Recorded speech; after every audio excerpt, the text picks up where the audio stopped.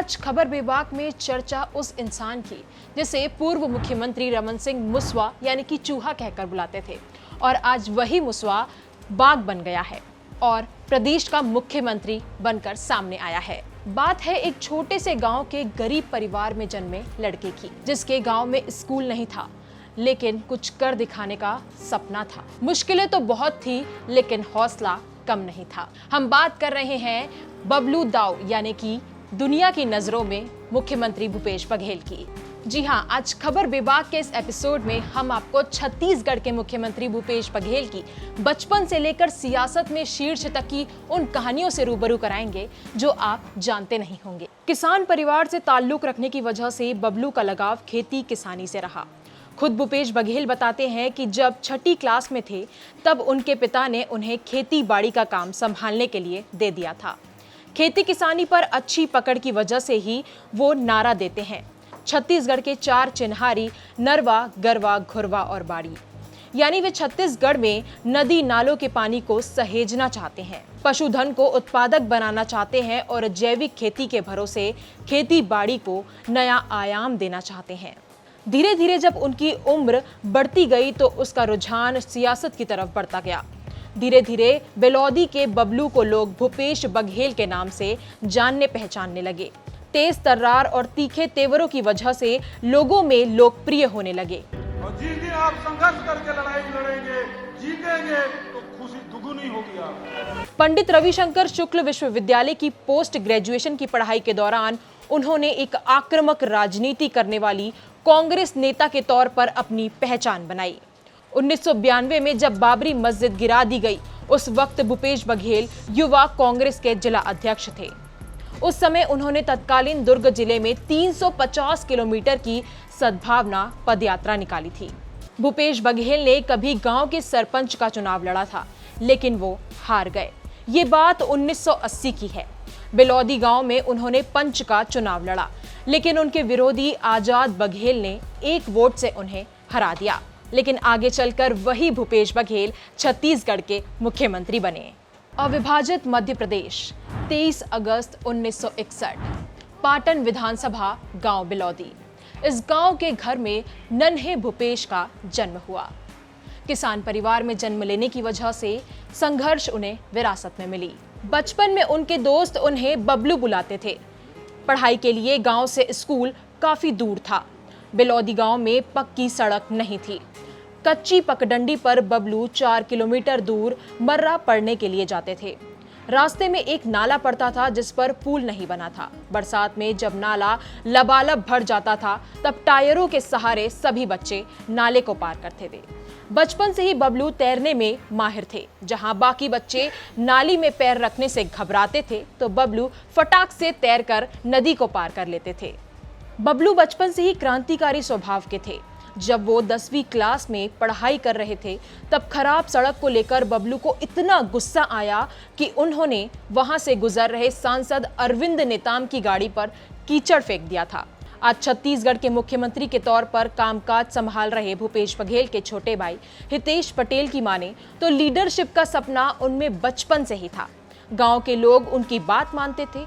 तभी तो जब बघेल ने सियासत में कदम रखा तो धीरे धीरे कांग्रेस के संकट मोचक बन गए।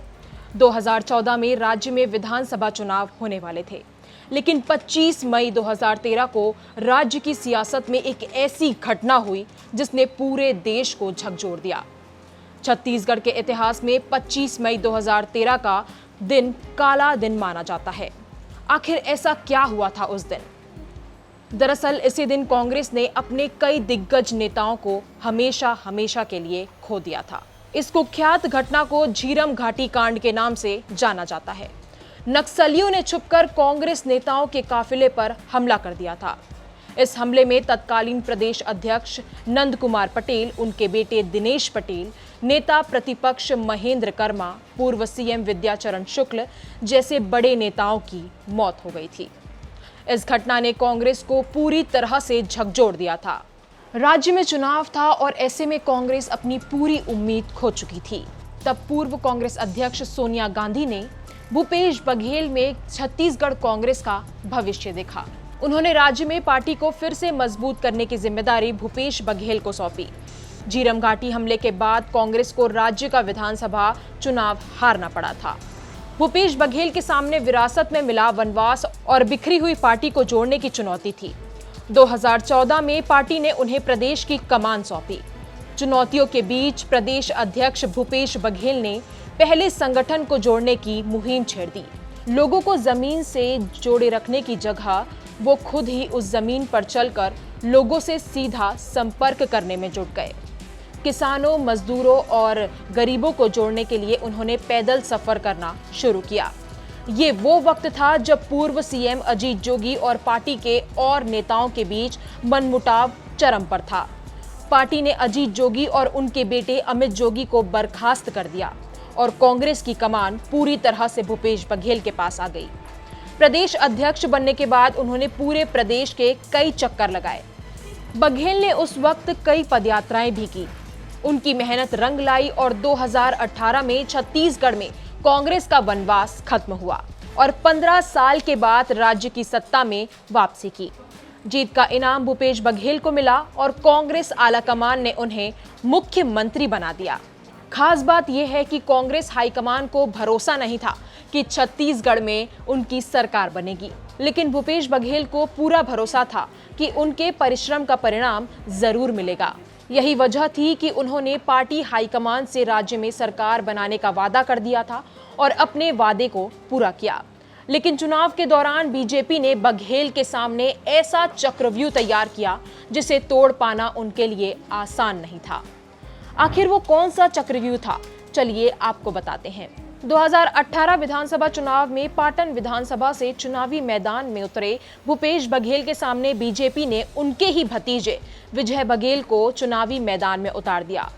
मतलब पाटन में भूपेश का मुकाबला अपने ही भतीजे विजय बघेल से था। हालांकि भूपेश बघेल ने भतीजे की उम्मीद और बीजेपी के विश्वास को तोड़ दिया और जीत हासिल की। लेकिन एक बार फिर से भाजपा ने पाटन विधानसभा सीट से विजय बघेल को टिकट दे दी है और इसे सांड और बछड़ू की लड़ाई बताई जा रही है। अब ये देखना दिलचस्प होगा कि 2023 के चुनाव में किसकी जीत होती है।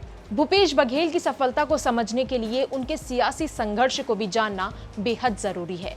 1980 के दशक में युवा कांग्रेस से अपने सियासी सफर की शुरुआत करने वाले भूपेश पंथी 1990 से 94 तक जिला युवा कांग्रेस कमेटी के अध्यक्ष रहे।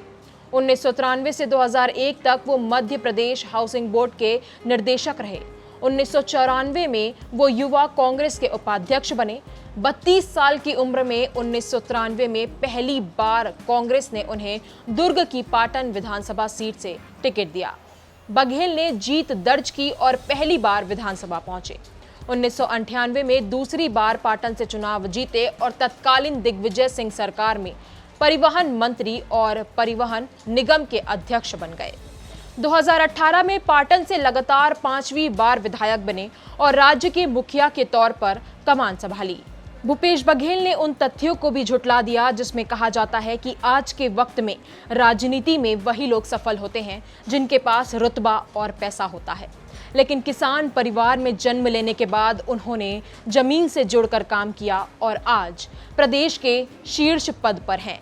तो छत्तीसगढ़ के मुखिया हमर कका के जन्मदिन पर उनका बचपन से लेकर सियासत के शीर्ष तक का सफर आपको कैसा लगा, हमें कमेंट कर जरूर बताइए। और अगर आपको हमारा ये वीडियो पसंद आया हो और अगर आपको इससे कोई भी इंफॉर्मेशन मिली हो तो इसे जरूर शेयर करें। मेरा नाम है गजल शर्मा और हमारे चैनल खबर बेबाक को सब्सक्राइब जरूर करें। नमस्कार।